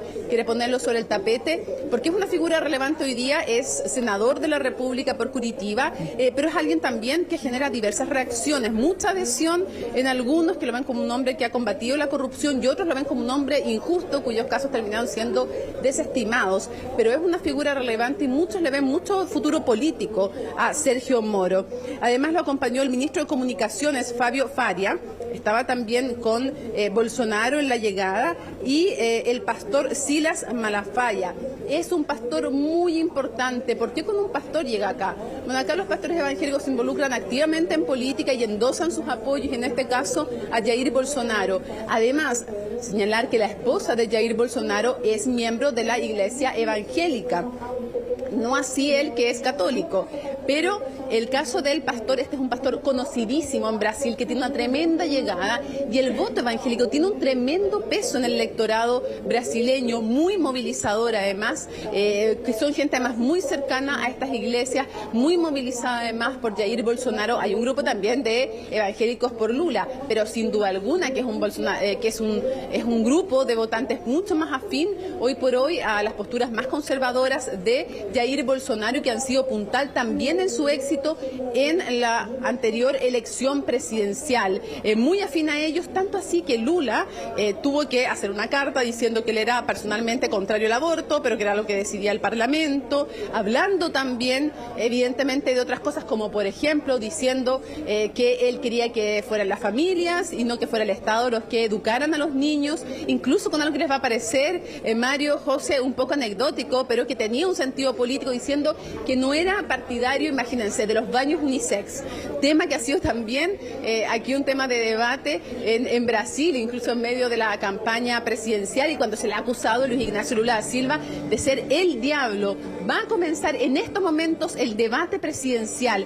¿Quién ha acompañado entonces a Jair Bolsonaro? Ni más ni menos que ¿quién? Sergio Moro. Está comenzando este debate presidencial. Quiero que ustedes me digan si presentamos el adelanto de esta entrevista en exclusiva para CNN Chile del ex magistrado y hoy ministro, o si vamos a ver algo del comienzo de este debate. Mira, lo estoy viendo, miren, a ver, con la cámara, ¿lo mostramos o lo pinchamos? ¿Qué hacemos? Veamos ahí, mira, cómo comienza. Ahí está el presentador. Y luego vamos al adelanto. ¿Qué me dices tú, José? Sí, que estamos viendo ahí imágenes de cómo comienza el debate, vemos a los candidatos y bueno, luego de eso presentamos el adelanto de la entrevista con Sergio Moro. Mira, Mónica, tú nos puedes relatar ahí. Está explicando. Sí, te voy a contar que está diciendo que se van a poder hacer preguntas entre sí y que va a haber también un tiempo que va a ser parejo para cada uno de ellos, que va a tener primero 15 minutos de tema libre. Los puede administrar además estos 15 minutos como quiera y tiene que guardar eso sí tiempo. Mira, se parece a nuestro debate de CNN Chile y dice que el que abre, ¿quién es? Jair Bolsonaro abre según el sorteo que se hizo y comienza entonces el debate. Lo vemos a él con corbata azul, a Luis Ignacio Lula da Silva con corbata roja y con la bandera de Brasil también la tiene. ¿Ven? Ahí comienza a correr el tiempo. Están haciendo nuestro sistema de debates con esas bolsas de minutos. Sí, claro. Ahí está. Está haciendo la primera relato, el primer statement. Bolsonaro se acerca justamente a las cámaras, sale del podio y comienza a hablar. Y básicamente nombró también al Partido de los Trabajadores, lo criticó. Y hace un anuncio. Mira, 1.400 reales hace el anuncio del salario mínimo, que lo va a incrementar, que es uno de los puntales de la campaña de Luis Ignacio Lula da Silva, una de sus propuestas. Ahí está. Mónica, y tú nos decías sigue hablando mientras lo mira, se toma la cara. Tú nos decías que por sorteo comenzó entonces en este debate el actual mandatario Jair Bolsonaro y que ha hecho referencia en este primer mensaje a el sueldo mínimo. Pero hay una serie de detalles sobre el debate que se han ido actualizando o se han puesto reglas en relación, por ejemplo, a lo que pasó en la instancia anterior cuando hubo un acercamiento físico entre ellos. Sí, te escuchamos. Ah, sí, pues mira, aquí se va a acercar, se va a quedar ahí, no retrocede hasta su podio. Y también ahí aparece Luis Ignacio Lula da Silva.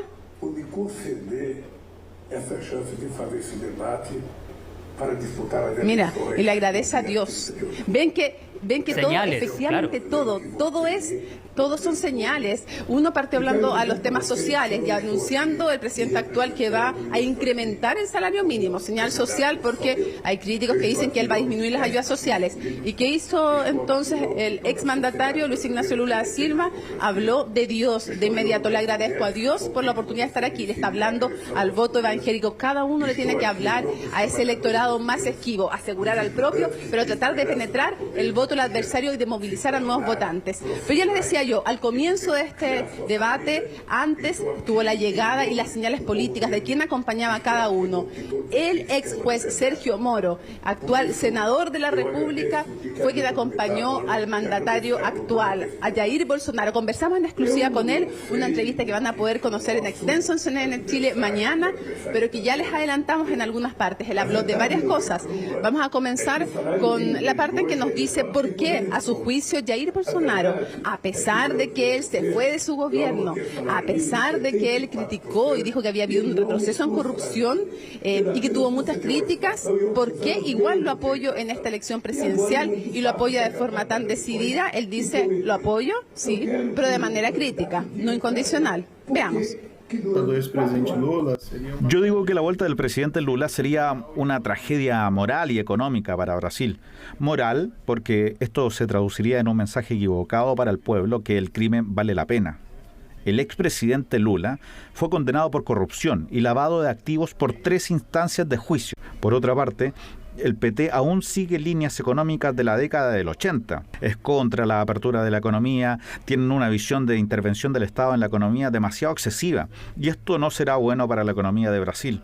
Yo tengo varias divergencias con Bolsonaro, y estas aún se mantienen. El hecho es que la peor elección posible para el escenario económico brasileño sería Lula. Es que la escolha peor sería Lula. Bueno, en estos momentos también Lula dice que ha tenido 4 años para hacer bien y que la verdad es que lo ha hecho pésimo, que ha hundido el país, que tenía 4 años para subir el salario mínimo y nunca lo hizo, no aumentó el salario mínimo y ahora está de acuerdo con subir el salario mínimo. Está siendo muy enérgico Luis Ignacio Lula da Silva, también Jair Bolsonaro hasta ahora está comenzando un poco más intenso de lo que muchos podrían esperar este debate presidencial, el último antes de la segunda vuelta. Pero recibió el golpe Luis Ignacio Lula da Silva con esta estrategia que fue inteligente Jair Bolsonaro de entrar anunciando de inmediato que iba a subir el salario mínimo. Así es que, bueno, le hizo interpelaciones también Bolsonaro y dice, no me responde lo que yo le digo. ¿Y qué dice Luis Ignacio Lula da Silva? Yo estoy aquí, no estoy para contestar al candidato, estoy para hablar con los brasileños. Bueno, volvamos a la entrevista exclusiva que le hicimos en CNN Chile al ex juez Sergio Moro. También habló de nuestro país y habló de la importancia de combatir la corrupción en América Latina. Dijo que le faltaban detalles sobre Chile, pero habló también sobre nuestro país y sobre la corrupción en nuestro continente, que dijo que era una amenaza para la democracia y que era uno de los temas pendientes en todos nuestros pueblos. Combatir la impunidad y combatir también la corrupción. Escuchemos. Toda América Latina nós temos un problema. En toda Sudamérica tenemos el problema de falta de efectividad de la ley. Esta es una vulnerabilidad de las democracias de la región porque la ley debe ser igual para todos. La aplicación de la ley es importante. Si fuéramos a analizar los códigos penales de toda la región, en todos ellos hay corrupción sancionada, hay cortes de justicia que en el papel son independientes, pero en la práctica esto funciona demasiado mal. Cuando vemos estos casos de impunidad de los poderosos, especialmente por crímenes de corrupción u otros crímenes de cuello y corbata, o financiamiento ilegal de campañas, esto genera una desconfianza en el régimen democrático y facilita el surgimiento de populistas que deberíamos intentar evitar. Que nós deveríamos tentar evitar. Ahí estaba parte de la entrevista exclusiva que le hicimos al ex juez y ahora actual senador Sergio Moro en CNN Chile. Mañana vamos a recoger y darles a conocer otras partes de esta entrevista y por supuesto completa la versión, los 20 minutos que conversamos con él a las 18 horas en CNN Chile en esta cobertura especial que estamos realizando desde Brasil. Él estaba en Curitiba cuando hicimos esa conversación y nosotros estábamos en Río de Janeiro. Nos contactamos así, logramos después de harto tiempo de tratar de entender tratar de tener esta entrevista y hoy día lo que ha hecho justamente Bolsonaro da cuenta de lo relevante que es esta figura política, tenerla al lado al momento de este debate, José, Mario. Sí, es una señal sumamente importante, Mario, Mónica, que Jair Bolsonaro llegue con el ex fiscal Sergio Moro, actual senador, sin lugar a dudas, Mario, ¿no?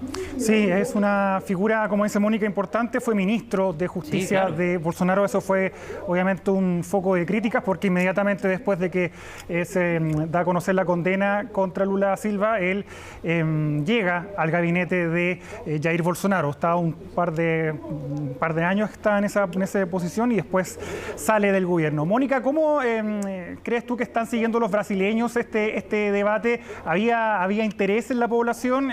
¿Había obviamente expectativas de lo que pudiera salir hoy día en este debate que ya comenzó? Harta expectativa, en dos sentidos sí, entre los indecisos, los que no votaron por Lula, los que no votaron tampoco por Bolsonaro, había expectativa de decir, a ver, voy a votar o no voy a votar, me decido o no me decido, y también entre quienes son los partidarios había otro tipo de expectativa, y la expectativa en ese sentido, había una expectativa muy fuerte en el sentido de querer ver cómo lo hacía su candidato. Entonces los que están seguros, que son la gran mayoría de por quién van a votar, juntar entre los dos candidatos que están allí atrás, la verdad es que no están claros por quién van a votar y no van a cambiar su voto por este debate. Pero sí podría haber algunos del 20% de abstención que hubo en la primera vuelta que querían verlo para ver si se animaban a ir a votar, y también quienes votaron por Ciro Gómez, quienes votaron por Simón Tebet, también querían verlo para ver si la recomendación de ellos iba o no iba a hacerles sentido después de este debate. De hecho, una chica con la que conversamos hoy día en la tarde nos dijo, yo después de este debate me decido, así. Ahora, mueven tanto la aguja, no lo sabemos, pero cuando la diferencia es 2, 3, 4%, claro que es importante. Hubo aquí risas recién en esta sala de prensa por una respuesta irónica de Lula, y siguen ahí, está muy dinámico el debate. Pero también tuvimos otra exclusiva. Yo les voy a contar, en medio de la calle en Río de Janeiro, y nos encontramos con una comitiva. Nos llamó mucho la atención porque habían 2 o 3 autos, habían guardias de seguridad, y nos acercamos de inmediato con Jorge para averiguar quién era esa persona. Y preguntamos y nos contaron, es el ministro de Energía y es el ministro de Minería. Imagínense lo relevante que puede ser en un país como Brasil el ministro de Energía y Minería, y sobre todo porque este ministro fue designado en mayo por Jair Bolsonaro, el actual mandatario, para que intentara bajar el precio de los combustibles, algo muy sensible en cualquier país del mundo y también aquí en Brasil, y que tiene tremendo poder por los recursos que maneja y que tiene que saber administrar, y por lo tanto es un hombre muy importante. De hecho, hay varios medios de acá que han hecho perfiles de él y dicen que es uno de los principales, consejeros de Jair Bolsonaro. Acabo de escuchar que le acaba de decir Lula a Bolsonaro que es el mayor mentiroso de la historia de Brasil. Así está esta cosa, así va este debate, diciéndose mentiroso, entre otras cosas. Y haciéndole preguntas e interpelaciones Bolsonaro a Lula. Está bien impresionante. Bueno, la cosa es que además, para que ustedes sepan la importancia de quién vamos a escuchar, se dice que si gana la presidencia Jair Bolsonaro, hay 3 candidatos: Pablo Guedes, otro más, que no es muy conocido en Chile, y el que entrevistamos para ser ministro de Hacienda, ni más ni menos. De eso estamos hablando, de uno de los principales consejeros del actual mandatario. Escuchemos parte de lo que nos dijo. ¿Por qué esta elección es tan importante? Porque en un lado tenemos a un hombre honesto, uno que defiende la libertad de expresión y libertad de prensa. En el otro lado no estoy seguro. Por eso apoyo completamente al presidente Jair Bolsonaro, en defensa de la libertad de expresión y libertad. ¿Qué espera del debate de esta noche, el último debate? En cuanto al último debate, espero que el presidente Bolsonaro vuelva a defender la libertad, vuelva a defender la democracia, vuelva a defender a los pobres y en defensa de Brasil. Bueno, escuchábamos entonces a uno de los ministros más importantes hoy en día en el gobierno de Bolsonaro. Ahí pudiste encontrarlo en la calle, Mónica. Y te quería consultar, volviendo nuevamente al debate, el último hizo mucha polémica el hecho de que Bolsonaro hiciera contacto físico con Lula. Sí. Hoy día creo que ya está completamente prohibido esa situación, que los candidatos se toquen, porque fue un momento bien tenso cuando Bolsonaro le toma el hombro a Lula. Sí, se les pidió que no a los candidatos, pero bueno, tú sabes, estamos en vivo, así que una cosa es lo que se les pide y otra cosa es lo que hagan. Así que vamos a ver. Lo único que están obligados, sí, 100% a respetar, porque eso lo puede manejar quien está moderando el debate, es el tiempo, ¿no? Y que vamos viendo ahí, hasta ahora ha hablado más Bolsonaro, que es el que empezó, así que es lógico, pero se están midiendo, hacen declaraciones breves y después paran y están Mónica, pasando cada uno los puntos que son más relevantes. Dime. Y abajo en la pantalla esta especie de bolsa de minutos, se corta el micrófono cuando se les acaba el tiempo, ¿no? No, la verdad es que no tengo claro eso. ¿Para qué te voy a decir una cosa por otra? Esa parte no la tengo clara, pero ojo que puedes cortar también un lavalier, así que da lo mismo. De que se puede hacer, pero no es muy elegante. Entonces básicamente se les da lo que nos habían dicho por lo menos del debate anterior, que se les da un espacio de tiempo para que cierren y redondeen, y como tienen todo el tiempo ahí el marcador, porque hay abajo en el estudio tú puedes ver que hay unos marcadores, entonces ellos saben cuándo tienen que ir cerrando y pueden cerrar sin tener que ser 100% exacto. Les cuento entonces y les repito que mañana vienen otras sorpresas. Conversamos ni más ni menos que con el candidato que derrotado a gobernador de Río de Janeiro, que es uno de los hombres más importantes del PT aquí en Río de Janeiro. Lo vamos a tener mañana también para ustedes. Lo buscamos, conversamos con él, lo convencimos y tenemos esa entrevista y tenemos otras más que vamos a estar contando mañana. Y por supuesto, ¿creen que no le preguntamos al ex juez Moro, actual senador, si no se arrepentía de haber sido ministro de Bolsonaro? No, pues se lo preguntamos. También le preguntamos, por ejemplo, por las críticas que se le hacían por no ser justo o no ser imparcial con Lula. También le preguntamos por qué estaba con un presidente que también tenía acusaciones de corrupción y las acusaciones que tenía él mismo por haber sido ministro de Justicia del presidente que había sido competidor de Lula. No alcanzó a hacerlo en las urnas, pero era evidente que para allá iba la cosa hasta que fue procesado. Todo eso y sus respuestas se las vamos a mostrar mañana cuando vean la entrevista completa al ex juez Moro, hoy día senador. Muchas gracias, Mónica, y quedamos atentos también, como tú decías, la entrevista a Sergio Moro, ex juez, que llega junto a Jair Bolsonaro a este debate presidencial. Mañana a las 6 de la tarde la entrevista completa a través de la pantalla de CNN Chile. Gracias, Mónica, por el despacho. Un saludo para ti y para Jorge, que tengan una excelente noche, un excelente reporteo en el último debate presidencial de cara a la segunda vuelta en Brasil. Chao, Mónica, nos vemos. Chao Mario, chao José. Partimos mañana a Sao Paulo, centro político por estos días de Brasil. Después de hoy día, el centro político pasa a Sao Paulo y para allá vamos. Excelente, gracias Mónica, nos vemos, chao, buenas noches. Mario, otros temas internacionales, hay harto que conversar también. A dejar de lado lo que está ocurriendo en nuestra región con Brasil, vamos a Estados Unidos, donde la madrugada de este viernes ocurrió un hecho bien preocupante. Fíjate que el esposo de la presidenta de la Cámara de Representantes de Estados Unidos, Nancy Pelosi, fue atacado en su residencia en San Francisco con un martillo. De hecho, resultó gravemente herido, afortunadamente fuera de riesgo vital. Es un hombre de 82 años, Paul Pelosi, y este hombre se está investigando de que este ataque habría tenido una motivación política. ¿Por qué? Porque este hombre ingresa a esta vivienda, no estaba Nancy Pelosi en ese momento, ya estaba en la capital, en Washington, D.C. Este hombre ingresa a la vivienda y empieza a gritar: ¿dónde está Nancy? ¿Dónde está Nancy? Obviamente preguntando por la presidenta, por la experimentada política demócrata. Es ahí cuando Paul Pelosi llama a la policía y deja el teléfono abierto mientras intenta conversar con este sujeto. Él coge, Paul Pelosi, un martillo, hay un forcejeo y es justo ahí cuando llega la policía, pero lamentablemente este hombre le quita el martillo y le alcanza a golpear en su cabeza y en la tarde tuvo que ser sometido a una operación de reconstrucción de cráneo. cráneo.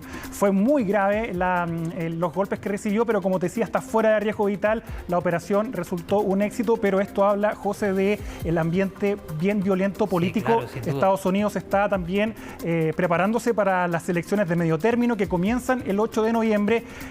Según varios medios de comunicación, ya han dicho de que este hombre, este sujeto, que ya fue identificado, tiene 42 años, su nombre es David DePape, tenía en sus redes sociales varias teorías conspirativas en contra de la vacuna, en contra del COVID-19, también diciendo y repitiendo esta teoría, esta falsedad, esta mentira de Donald Trump de que las elecciones presidenciales fueron robadas.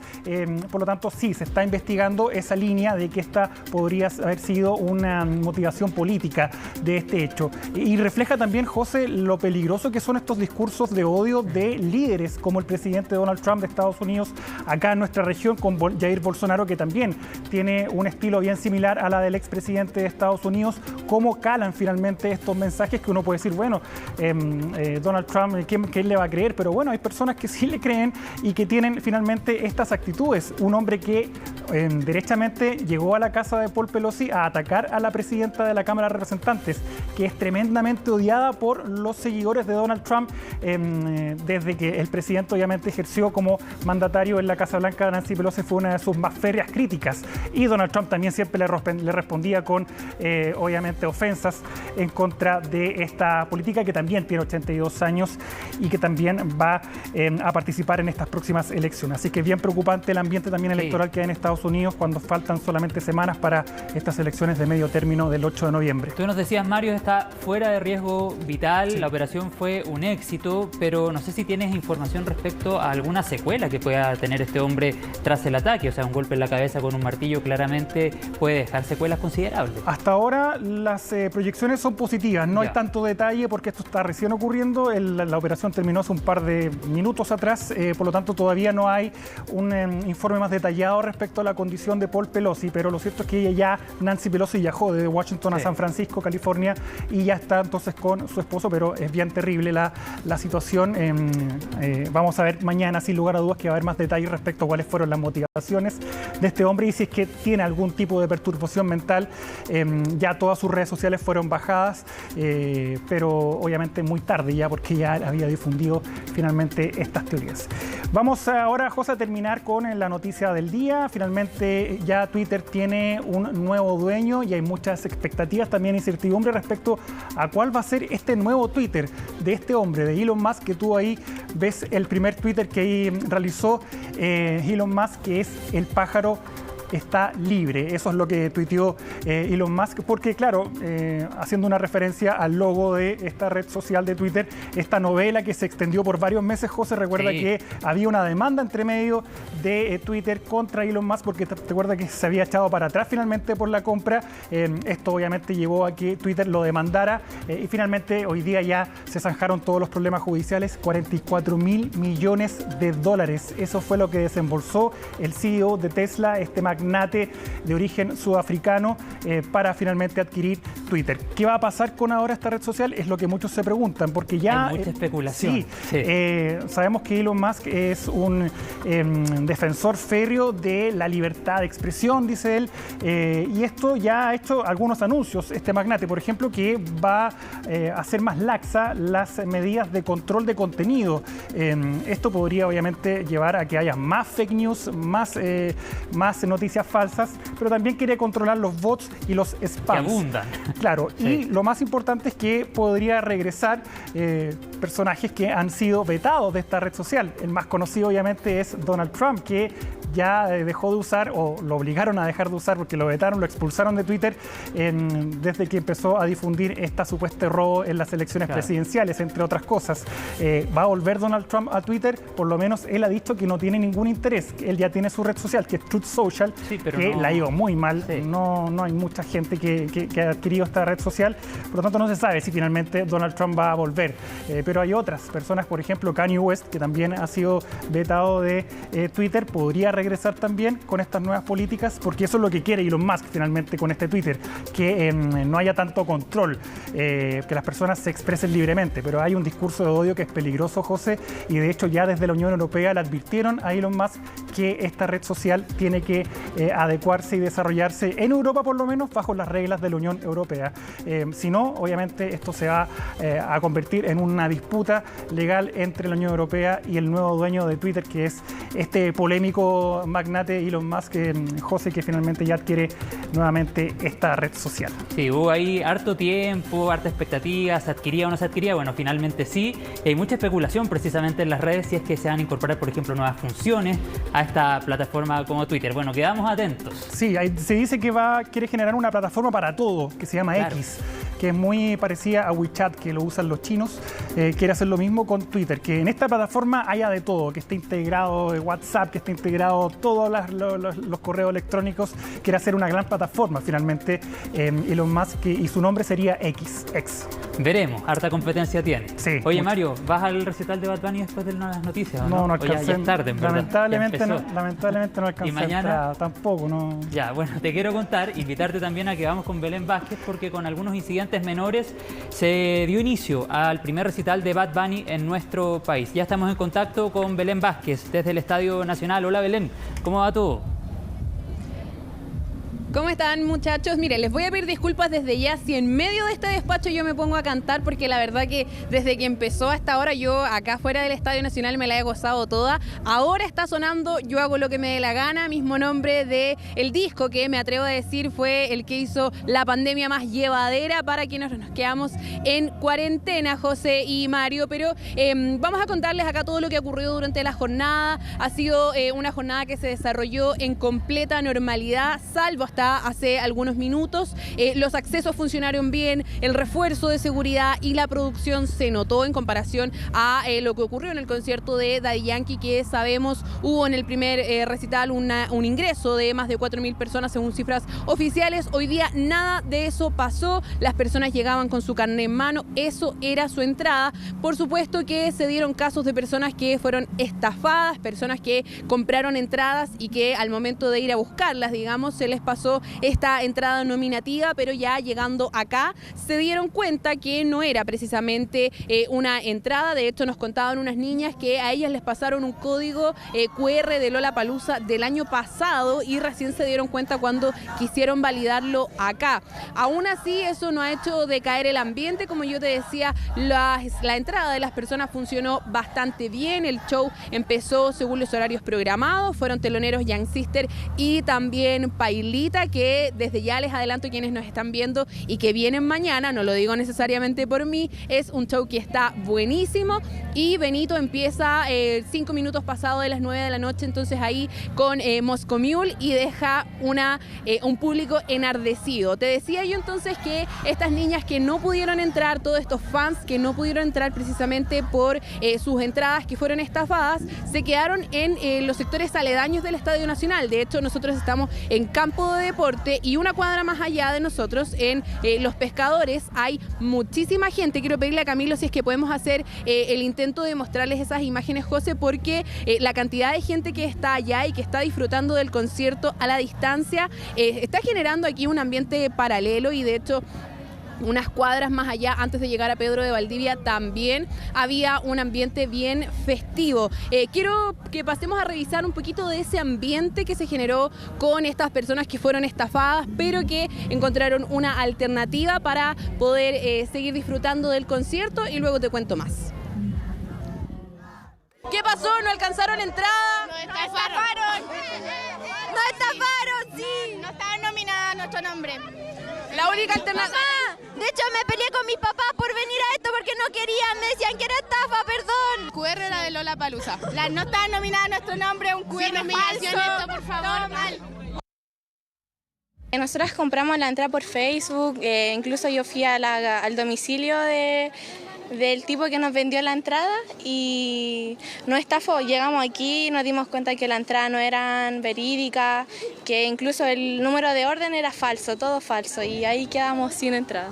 No, nada, ni una respuesta. Incluso el tipo de punto ticket estaba ahí como que no, chao, y era súper serio y que se fuera. Pagamos galería y que costaba 40 originalmente y pagamos 65 por 2 entradas, así que eran como 135 aproximadamente. Que lamentablemente le sucede a estas seguidoras de Bad Bunny, pero se había dicho días atrás que las entradas son nominativas y que cada ticket era intransferible e iba a estar asociado al RUT de la persona que hiciera precisamente ese trámite vía internet. Claro, lo que ocurrió, por ejemplo, con el caso de la última chica que escuchábamos, que se llamaba Isis, es que ella nos decía que compró la entrada y al momento de ir a hacer la transacción, al momento de ir a pagarle a la persona que les estaba vendiendo la entrada, él se las entregó ya nominadas. Por lo tanto, ahí no tuvieron entonces el espacio para ellas nominar la entrada y tampoco hicieron el proceso de chequear si finalmente esta entrada, esta orden de compra que ellas manejaban, existía realmente o no. Así que ahí por lo mismo se reiteraba el llamado a las personas a que las entradas las adquirieran en la plataforma oficial que es Punto Ticket. Hoy día, durante el día, muchas personas acá nos decían que se habían liberado más entradas, pero que eran muy poquitas. Entonces, por lo tanto, ahí las personas que todavía no tienen entrada, pero que conservan la esperanza aún de poder entrar, ese es el canal oficial que existe precisamente porque son nominativas. No tienen posibilidad tampoco de revenderlas. Ahora, yo te contaba, José, que hubo incidentes menores un ratito antes de que empezara el concierto, a eso de las 20:45, cuando en la esquina de Pedro de Valdivia con Grecia, cerca de 100 personas se aglomeraron, quisieron hacer este empuje de rejas, finalmente no pudieron porque el despliegue policial los disuadió con el lanzaaguas y ahí finalmente estas personas se dispersan también con el comercio ambulante que había en la zona, así que salvo eso, el concierto se ha desarrollado en completa normalidad y todo el operativo de seguridad ha funcionado de manera impecable. Así que ahí para los que vienen mañana pueden estar tranquilos en ese sentido. Se veía un ingreso súper ordenado de los asistentes. Bueno, tú nos reportabas durante esta tarde. Oye, lo último, Belén, tenemos poquitos segundos. Habíamos hablado en la tarde que están estas grúas donde el artista se va a elevar hasta 45 metros. ¿No has logrado ver nada ahí desde afuera? De repente a Bad Bunny encaramado a 45 metros de altura. Todavía no. No, mira, todavía no pasa lo de las grúas, pero sí pasó algo bien curioso y es que hace unos 10 minutos atrás sonó una canción de Los Prisioneros, precisamente para hacer un poco el guiño con el público chileno. Y ahora está sonando Yo Perreo Sola, que es un exitazo de Bad Bunny. Así que cortemos luego este despacho, José, porque yo quiero ir a bailar. ¿Tú quieres ir a bailar? Ya, bueno, y mañana vas al concierto, me contaba fuera de micrófono. Ya, Belén, muchas gracias, que tengas buenas noches y disfruta. Nos vemos, chao, chao. Chao, Belén. Bien, vamos a hacer un alto en las noticias, pero a la vuelta vamos a hablar de deporte. Ahí vemos al regreso, quedan solo horas para que Arturo Vidal y el Flamengo salgan a la cancha en busca del sueño continental, la Copa Libertadores. Todo eso y más a la vuelta en CNN Chile.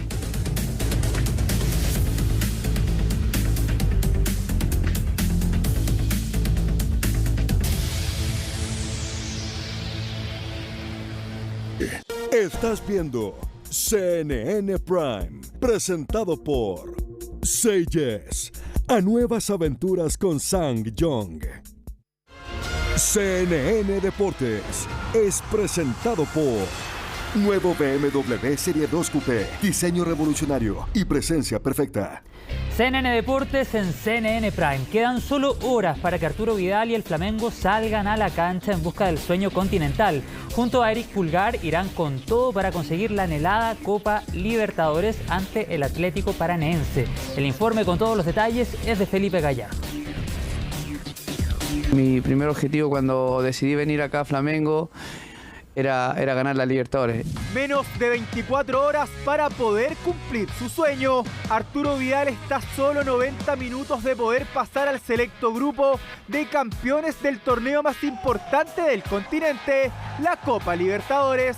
Venir a Flamengo ya con toda la experiencia que tengo o que recibí en Europa, creo que me ayuda mucho también a venir a Flamengo, ayudar al equipo ojalá lograr el objetivo que es ser campeones, y se me abrieron las puertas y venir al equipo más fuerte de Sudamérica, eso me ayuda mucho y se me acerca mucho el sueño de levantar la copa.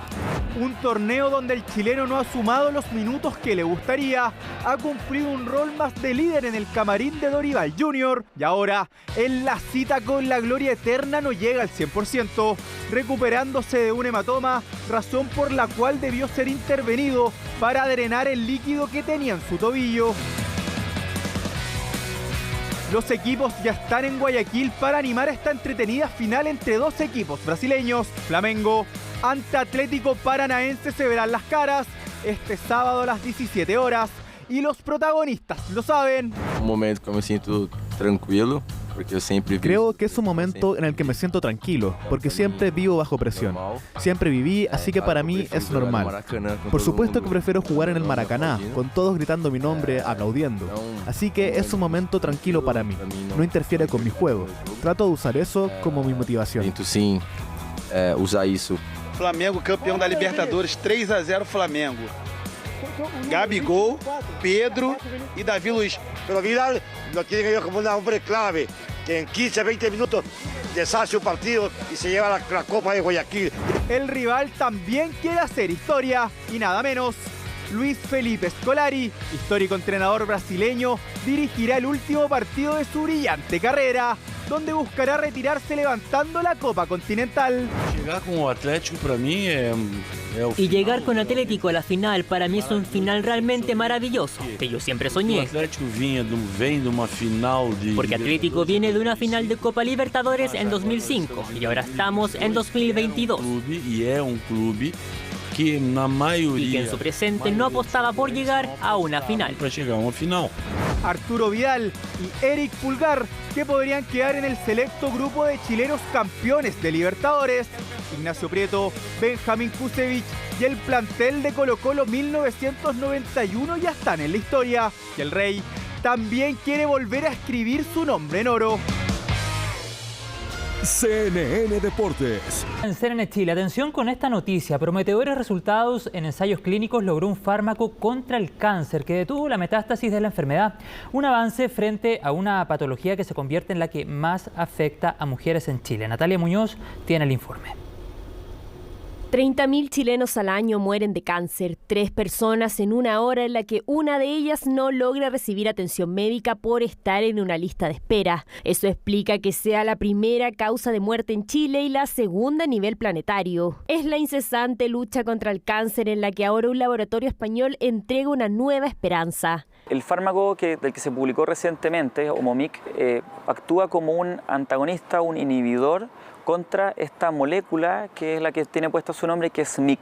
Omomic es un fármaco de administración intravenosa y es el primero que demuestra seguridad y eficacia en humanos. En fase preclínica se demostró que tras 9 semanas de tratamiento, 8 de 12 pacientes lograron detener el crecimiento del tumor cancerígeno. En el estudio actual se consideraron pacientes con cáncer de triple negativo de mama, cánceres de células no pequeñas de pulmón, algunos casos de cáncer de páncreas y cáncer de colon. Lo que nosotros esperaríamos es que a medida que avanzan los estudios clínicos, este número de personas aumente, se pueda establecer también qué tipos de tumores van a ser los más sensibles o más beneficiados. Este prometedor medicamento comenzará su fase 2, donde se va a probar con mayor cantidad de pacientes. Ahí se tendrán que evaluar los efectos secundarios que hasta ahora incluyen reacciones leves como escalofríos, fiebre, náuseas, sarpullido y presión arterial baja. Avance significativo, pero que por ahora mantiene la prevención y detección como el método más efectivo para la enfermedad. Con el tema de la pandemia bajaron la realización de mamografía en un 60%.